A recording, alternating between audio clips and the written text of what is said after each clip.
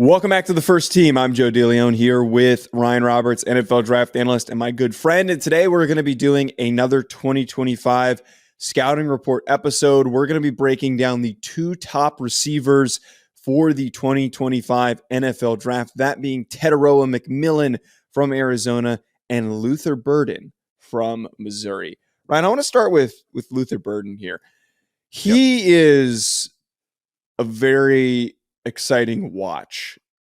He is not on the same plane as Marvin Harrison Jr. That needs to be brought up because I feel like in the early cloudiness of everybody just spewing their rankings all at once the week after the 2025 NFL draft, a lot of people found Luther Burden within their top 10s, their top 5s, which I could totally get on board with. But I feel like Luther Burden, we just need to start this conversation before we get into the strengths and weaknesses by saying he's a very good prospect, but I just don't think that he's a Malik Neighbors, Marvin Harrison Jr. level of elite as some people have maybe depicted him to be. Well, he isn't right now, but here's the great thing about summer scouting, right, is that this time last year, I wouldn't have said that Malik Neighbors was a top 10 pick either, right? Like he was a first round-ish wide receiver. He was still very good, and you still saw the upside. He was in my top 5 receivers. I think he was at like number 3 or 4 in the preseason last year. So I liked Malik Neighbors, but Malik Neighbors this offseason, getting ready for the 2024 NFL draft, and the season before his junior year was not quite Malik Neighbors, in my opinion, right? So I think we need to understand this when we're talking about summer scouting, because people are always going to go back to clips and they're going to find receipts. They're going to do all this type of stuff.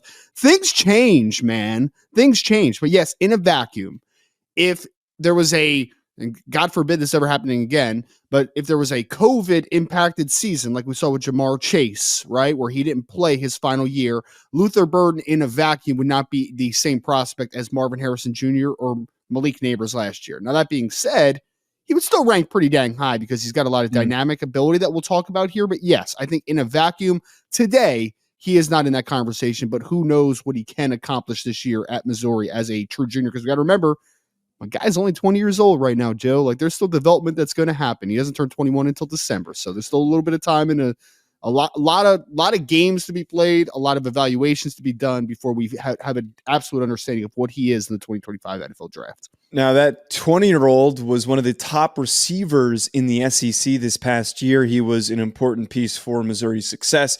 This is probably one of the worst cliches that we see on a yearly basis with every single draft class. But I think if anybody fits the Deebo Samuel description, Ryan, I actually think it is Luther Burden. In all seriousness, 5'11", 208. The thing that really, really stood out to me is one, he's built like a running back. Like 208 pounds is big for a 5'11" receiver. That's a big, strong, hard to bring down type of a body. He is great after contact. He is a really sudden cutter. He's got really good burst in and out of his cuts. I just really love the body control and he's almost one of those guys who just keeps barreling through and barreling forward to pick up extra yards. So again, I know that it's cliche that we talk about Deebo Samuel, but the way that I see him being deployed in the NFL is similar. Not to the version of Deebo that when he was playing like that hybrid role. Now he's a little bit more of a receiver after his contract negotiations and complaints. But I think the current version is more reminiscent of what Burden could be. I think it's kind of unfair to watch some of his highlights. Like, forget about the game film for a second. If you pop on just like Luther Burden, like highlights on Twitter or on YouTube or something, one of the first one that pops up is, I don't know who the Maroon team he's going against. I feel like it was like Missouri State, but I could be completely wrong. It was maybe Troy. I don't remember, but it was a maroon colored jersey. And he broke through like 6 arm tackles into the end zone and like trucked some dude right on the goal line. Right. It's like, it's not fair. And it's just a little bit, it's just, I felt bad for that poor young man that got carried into the end zone by Luther Burden. But Joe, I think we saw this coming though, right? I mean, we saw it coming. He was only the third. Here's a cool little tidbit.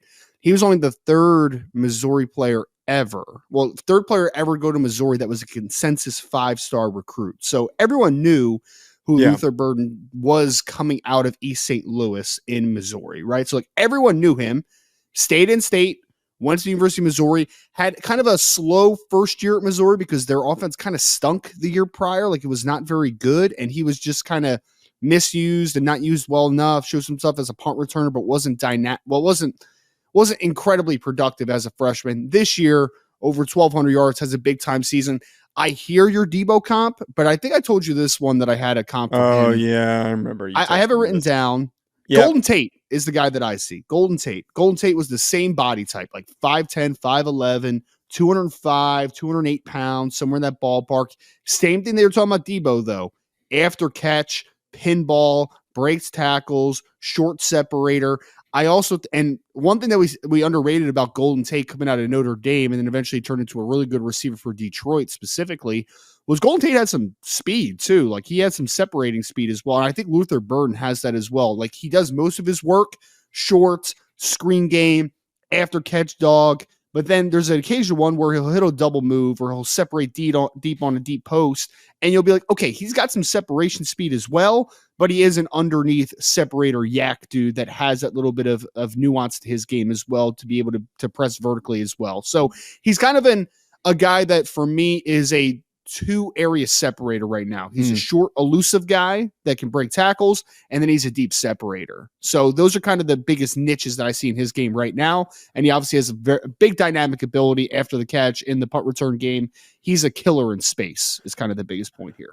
I think generally too, and this goes in line with his strengths, I don't really have a ton of weaknesses for him. He's pretty far along for a second year player.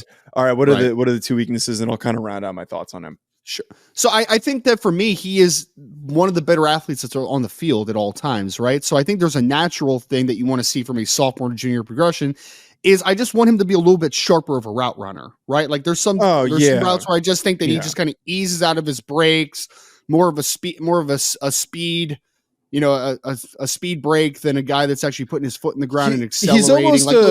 He's almost kind of like a blasé route runner because he runs routes like a high schooler sometimes, which is good and bad. You can tell that he knows he's the best athlete on the field at times where sometimes he is very lackadaisical, like you're talking about. He's got this very relaxed approach, which I like when I'm just evaluating someone's demeanor, but like you're talking about, he needs to be much crisper on some of his routes if he wants to take that step. Yeah.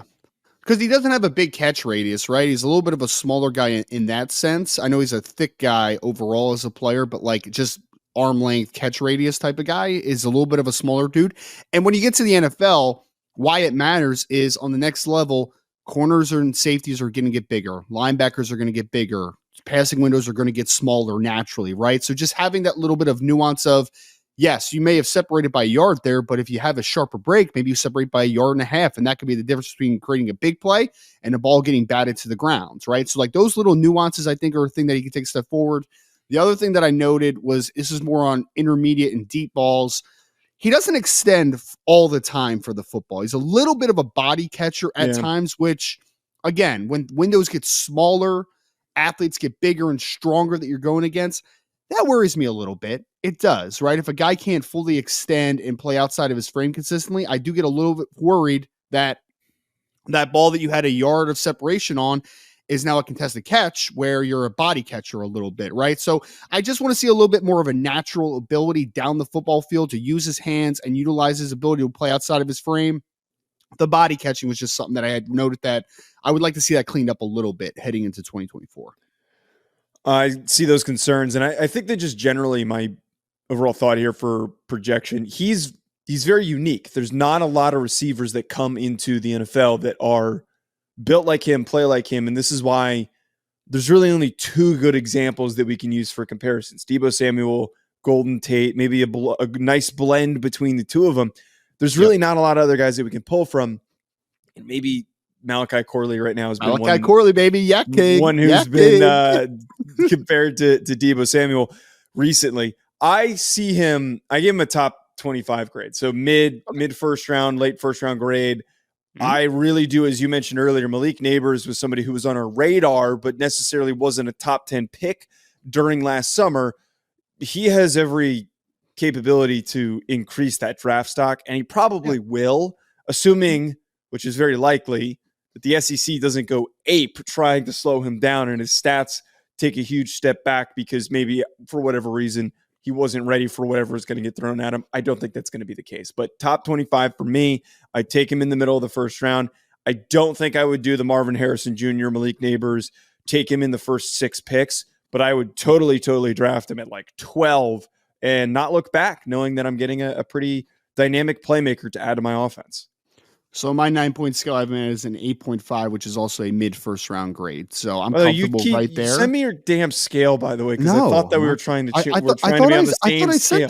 I said that to you like 2 years ago, and you still haven't checked it out. So it's fine, man. It's fine. Oh, you did send me that 2 years ago. I did send it to you. I literally did send it to you before. Yeah, but I gotta go dig for it. You told me you were gonna send it to me a week ago. Okay. You asked me to send you the Blesto report. I sent you the Blesto report. You haven't talked to me about the scale. Anyway, mid first round player. I would be comfortable as of today drafting him somewhere 15 to 25. Like that would be more my bread and butter as far as where I would value a Luther Burden in a potential draft in a vacuum. But I do believe, one, he's the best receiver I've watched so far. I still have a few guys I need to get through for a full dive into wide receiver week, but he is the best one that I've watched so far, in my opinion, with probably the clearest outlook is the best way to put it. And I would also say that I do think he has the potential, if he takes a nice jump as a junior, which is very possible because, again, he doesn't turn 21 until December. So the majority of this season, he'll be playing as a 20-year-old player in the SEC. There is an opportunity to rise here, and I think that he could be a top 10 to top 15 pick when all is said and done. I think that reality is definitely on the table for the Burden. It is going to be interesting, though, Joe, because Missouri went into last year with nobody talking about them. I think they were picked to finish like second worst in the SEC last year before the season. A lot of people had Drinkwitz on the hot seat, and for good reason, for the couple prior years before that. Missouri, after winning double-digit games and doing what they did this past year, they're not going to sneak up on anybody this year, man. Everybody is going to know who Missouri is, right? So when I watched the film, I was like, man, I think there were a little bit of smoke and mirrors at times. I am not a Brady Cook guy. Did not think Brady Cook was a very good quarterback, to be honest with you. And now they have the targets to their back. So I still expect Luther Burden to be a very good player, but I'm very interested to see just how much he is able to improve on a team that I don't think the Missouri Tigers are going to sneak up on anybody in 2024. So it's going to be very interesting to see just if that team at all is able to have any type of sustainability. That's going to be a question. See, now I'm all distracted trying to find this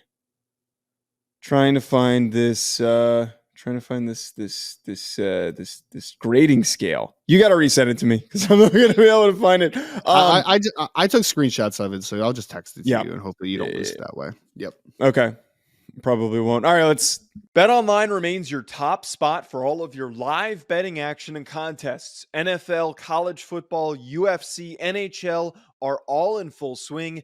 BetOnline is your number one source for wagering news, odds, trends, and predictions with both desktop and mobile access at any time. Head to BetOnline today and use promo code BELIEVE, that's BLEAV, for 50% off your first deposit. That is a 50% welcome bonus. BetOnline, where the game starts.